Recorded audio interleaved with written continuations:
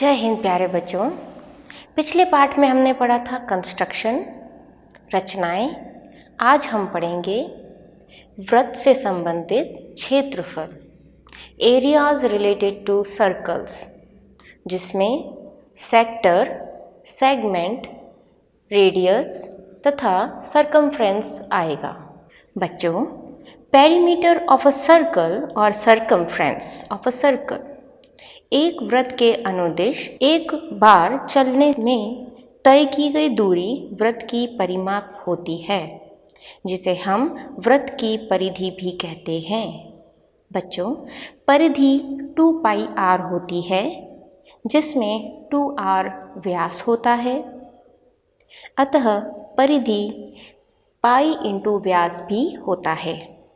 पाई का मान 22/7 यानी 3.14 होता है। वृत्त का क्षेत्रफल, एरिया ऑफ सर्कल। बच्चों, किसी भी वृत्त का क्षेत्रफल पाई इंटू रेडियस का स्क्वायर होता है, अतः पाई आर स्क्वायर होता है।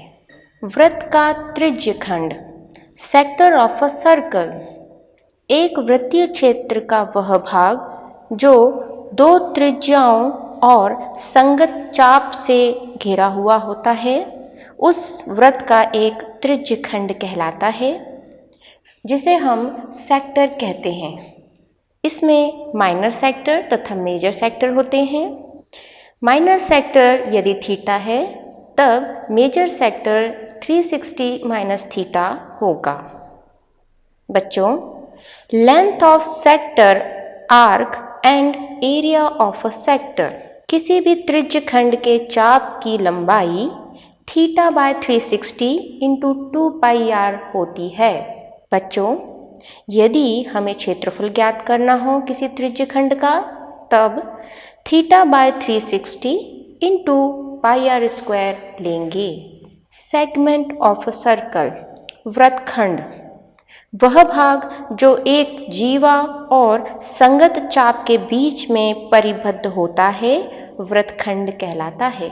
बच्चों, वृत्तखंड भी दो प्रकार होते हैं, minor segment of a circle and major segment of a circle. आइए बच्चों, एक प्रश्न देखते हैं। यहाँ पर हमें दो सर्कल दिए गए हैं। पहले सर्कल की रेडियस है 19 सेंटीमीटर तथा दूसरे सर्कल की रेडियस है 9 सेंटीमीटर, और दिया गया है कि हमें तीसरे सर्कल की रेडियस ज्ञात करनी है, जिसमें दोनों की परिधि 2πr तथा 2πr है और दोनों की परिधि का योग तीसरे सर्कल की परिधि के बराबर है। इस प्रकार C3 हमारा तीसरा सर्कल है, जिसकी परिधि का मान C1 तथा C2 के एडिशन के बराबर है, और हमें थर्ड सर्कल की रेडियस ज्ञात करनी है। बच्चों, यहाँ पर R1 का मान दिया गया है 19 तथा R2 का मान दिया गया है 9।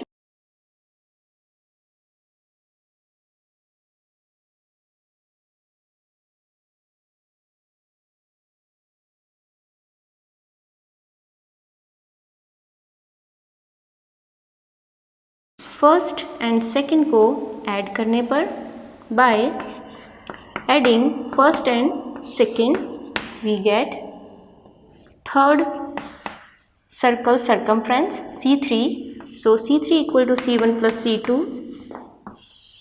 यहाँ पर C3 का मान रख दीजिए 2πr3 इक्वल टू C1 का मान है 38π, C2 का मान है 18π।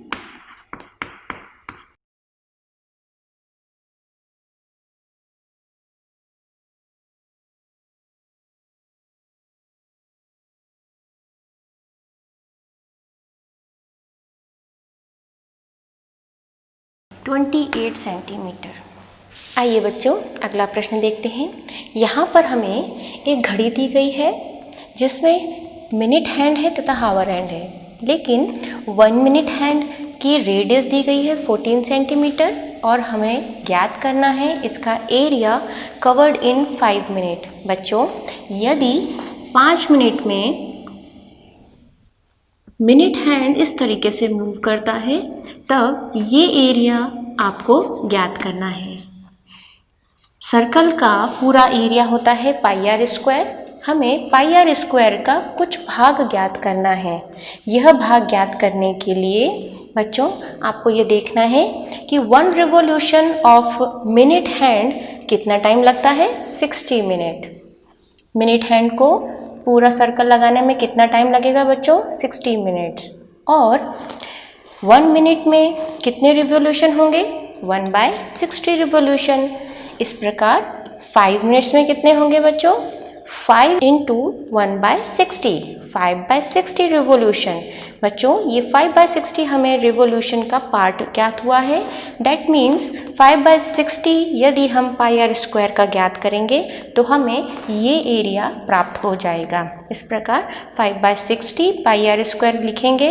मान रख दीजिए, रेडियस के स्थान पर 14 × 14, 7 से जाएगा, मल्टीप्लाई कर लीजिए बच्चों। 154/3 सेंटीमीटर स्क्वायर इसका आंसर आएगा। आइए बच्चों अगला प्रश्न देखते हैं। यहाँ पर हमें एक वृत्त दिया गया है तथा त्रिज्या दी गई है 10 सेंटीमीटर और बताया गया है कि त्रिज्या तथा सेंटर से इस प्रकार 90 डिग्री का एंगल बन रहा है।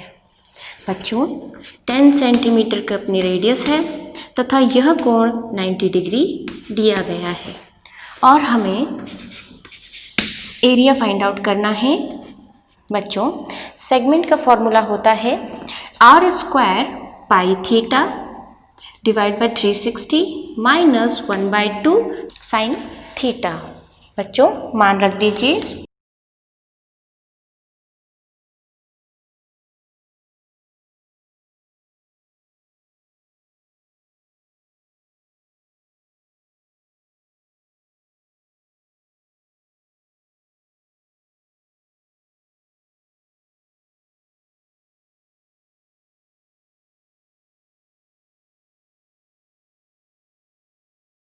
इस प्रकार 100 का मल्टीप्लाई करेंगे 3.14 मिलेगा तथा 100/2 यहाँ 50 मिलेगा 78.5।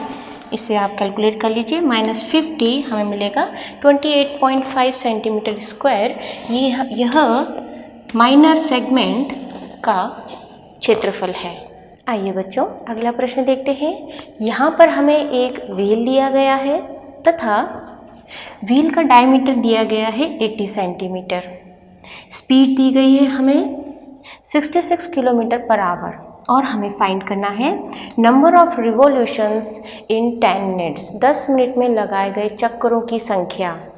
बच्चों यहाँ पर हमें मिनट्स दिया गया है तथा सेंटीमीटर दिया गया है, तो सर्वप्रथम हम स्पीड को कन्वर्ट करेंगे, किलोमीटर को कन्वर्ट करेंगे सेंटीमीटर में तथा आवर को कन्वर्ट करेंगे मिनट में। बच्चों हम सभी जानते हैं 1 किलोमीटर में 1000 मीटर होते हैं तथा 1 मीटर में 100 सेंटीमीटर होते हैं।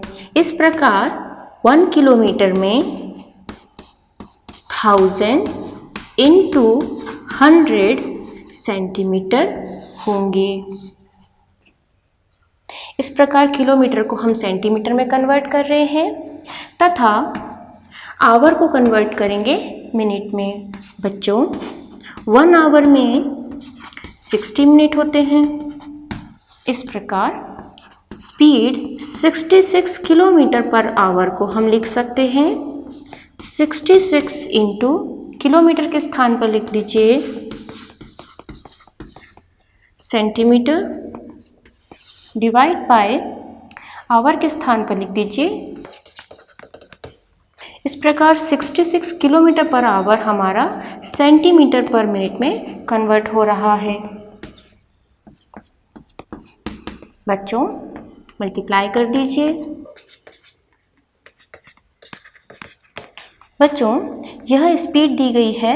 बच्चों यहाँ पर हमें डिस्टेंस इन 1 रिवॉल्यूशन व्हील का देखना है। व्हील ने एक चक्कर लगाने में कितना डिस्टेंस लिया है, वृत्त की परिधि के समान लिया है। तो वृत्त की परिधि है 2πr, 2r के स्थान पर व्यास रख दीजिए जो कि हमें दिया गया है 80। 80 इंटू 22/7 पाई का मान रख दीजिए। मान रखने पर 1760/7 सेंटीमीटर आपको प्राप्त होगा। बच्चों, यह डिस्टेंस है एक रिवॉल्यूशन में जो कवर किया है। यहाँ पर हम यह ज्ञात कर चुके हैं कि distance covered in 1 minute is 11:00:00। बच्चों, टोटल नंबर ऑफ रिवॉल्यूशंस ज्ञात करने के लिए distance covered in 10 minutes divide by distance covered by wheel in 1 revolution. मान रख दीजिए। यहाँ पर मल्टीप्लाई 10 करेंगे क्योंकि 10 मिनट्स का हमको मल्टीप्लाई करना है, डिवाइड बाय 1760 डिवाइड बाय 7 ऊपर आ जाएगा। कैलकुलेट करने पर हमें x प्राप्त हो रहा है 4375 चक्करों की संख्या, नंबर ऑफ रिवॉल्यूशंस। बच्चों, आइए हम अगला प्रश्न देखते हैं। यहाँ पर हमें एक ब्रूच दिया गया है जिसमें हमें कुल उपयोग में आए हुए तार की लेंथ ज्ञात करनी है। बच्चों, सर्वप्रथम ब्रूच में उपयोग हुई चांदी के तार की लेंथ होगी इसकी परिधि। तो आप सबसे पहले इसकी परिधि ज्ञात कर लीजिए, 2πr। हमें डायमीटर दिया गया है, अतः पाई इंटू 2r डायमीटर होगा। मान रख दीजिए 22/7 डायमीटर के स्थान पर 35 इसका मान आएगा। यह बच्चों हमें सरकमफ्रेंस प्राप्त हो रही है, वृत्त की परिधि प्राप्त हो रही है। 110। बच्चों, यहाँ पर हमें 110 मिलीमीटर प्राप्त हो रहा है सरकमफ्रेंस ऑफ सर्कल, तथा वायर जहाँ यूज़ किया है इसकी कुल लेंथ होगी 5 इंटू 35 175। दोनों को ऐड करने पर हमें प्राप्त हो रहा है 285 मिलीमीटर। बच्चों, total length of silver wire 285 millimetre प्राप्त हो रही है। बच्चों, यहाँ पर दोनों को ऐड कर देंगे तब हमें total length of silver wire प्राप्त होगी 110 + 175 285 मिलीमीटर। आइए अब देखते हैं area of each sector of ब्रूच। बच्चों, सर्कल का टोटल एरिया होता है πr²। टोटल एरिया मान रखने पर 22/7, r के स्थान पर 35/2 रखेंगे क्योंकि डायमीटर दिया गया है। 35/2 इंटू 35/2 सॉल्व करेंगे 1925 डिवाइड बाई 2 मिलीमीटर स्क्वायर। बच्चों, यहाँ पर टोटल एरिया πr² है और इस सर्कल में टोटल नंबर ऑफ डिविजन्स 10 हैं। इस प्रकार एरिया ऑफ 1 सेक्टर अगर हमें फाइंड आउट करना है तब 1 डिवाइड बाई 10 से मल्टीप्लाई करेंगे। 1925 डिवाइड बाई 2 इंटू 10 हमें प्राप्त होगा 96.25 मिलीमीटर स्क्वायर। आइए बच्चों, अगला प्रश्न देखते हैं।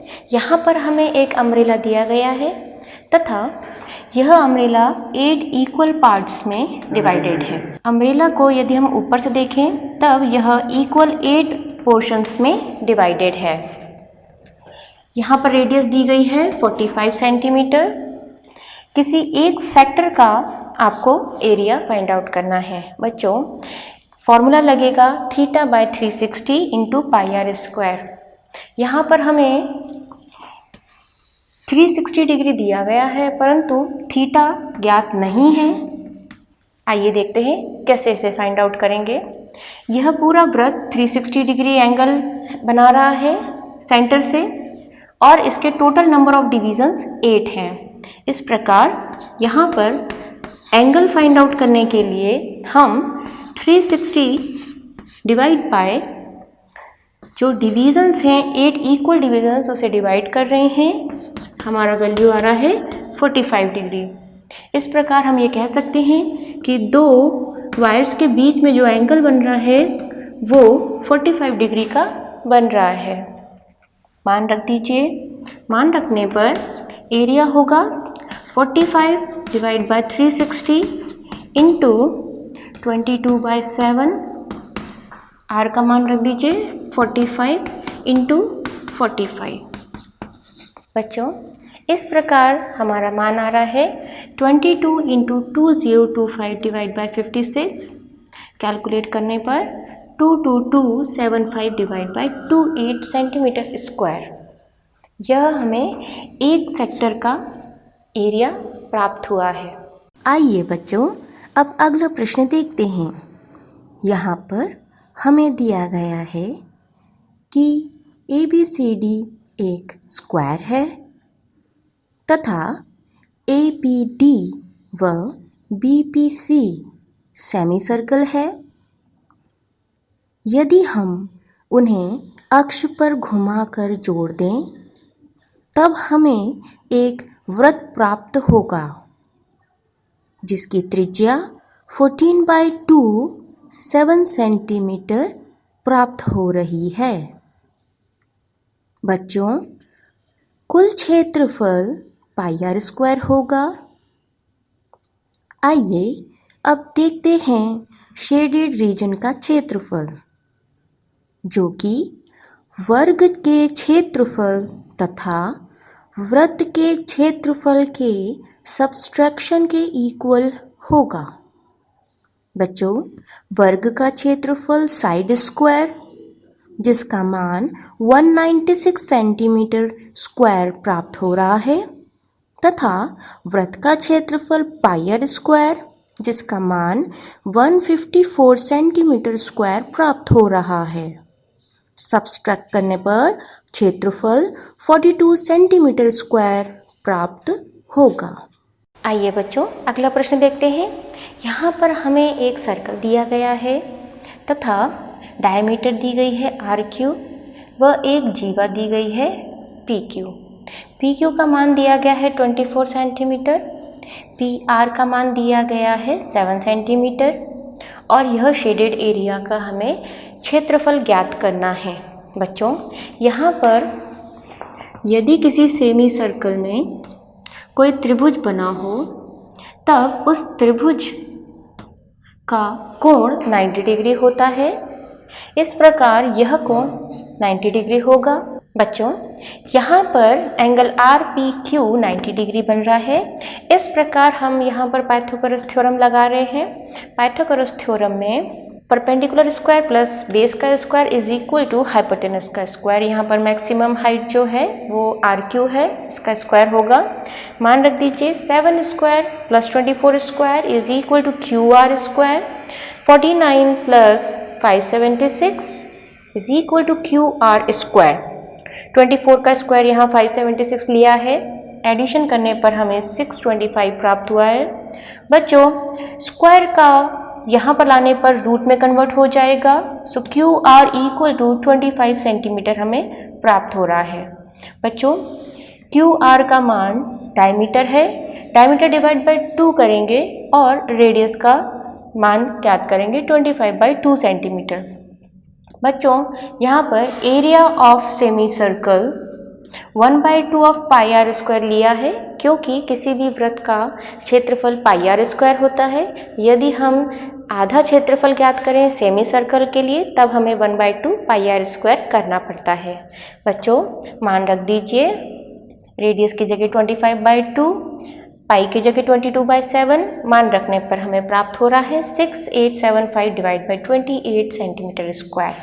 बच्चों, यहाँ पर त्रिभुज RPQ का क्षेत्रफल 1/2 आधार इंटू लंब करेंगे 24 इंटू 7 करने पर 84 सेंटीमीटर प्राप्त हो रहा है।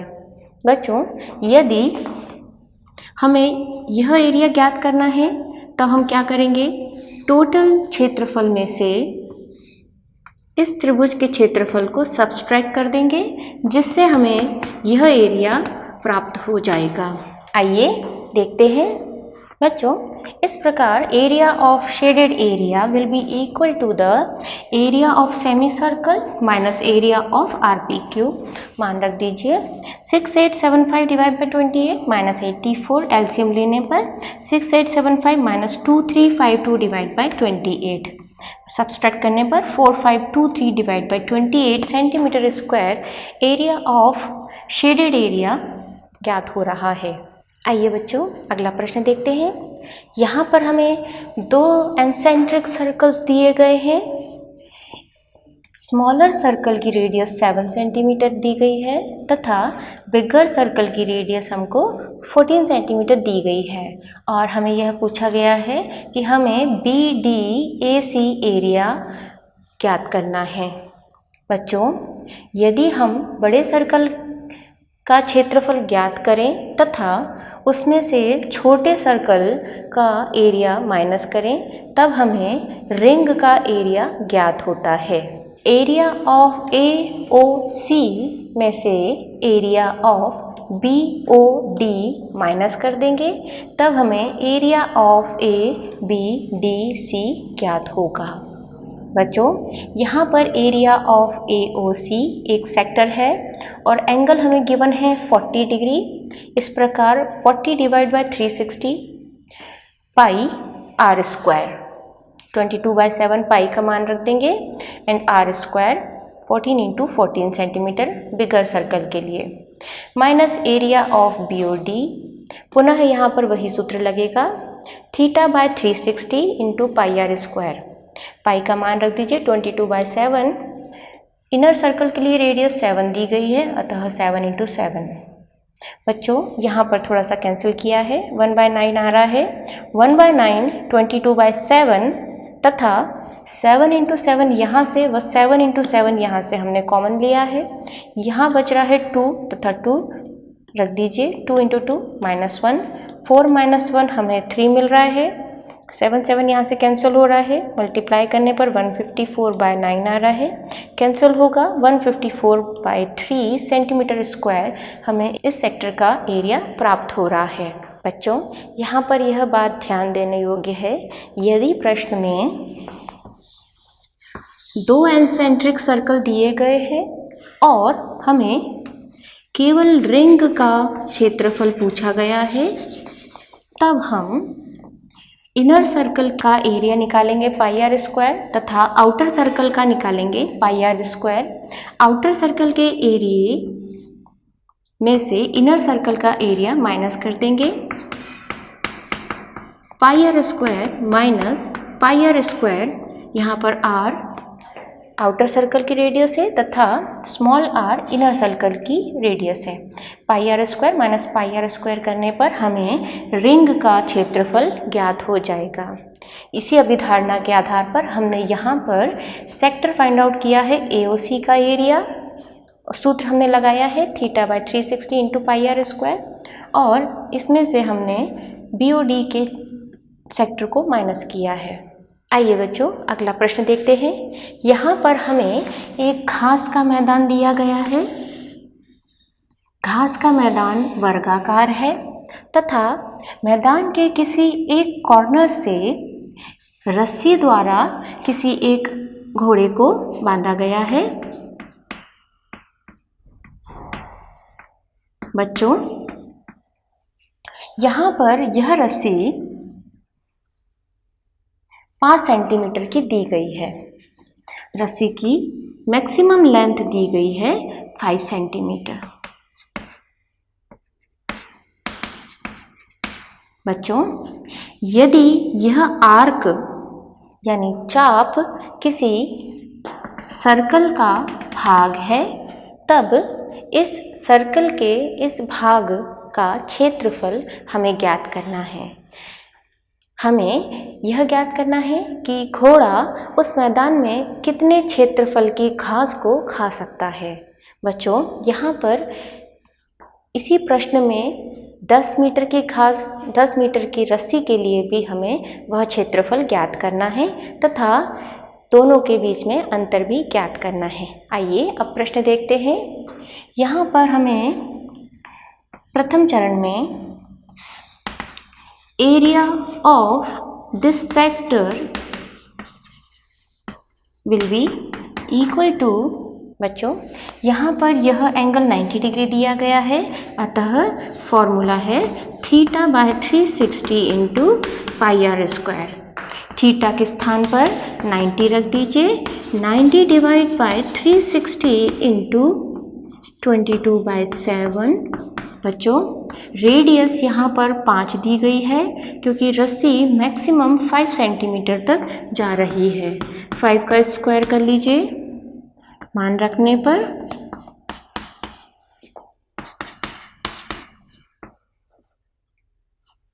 बच्चों यहाँ पर मान रखने पर 19.25 सेंटीमीटर प्राप्त हो रहा है।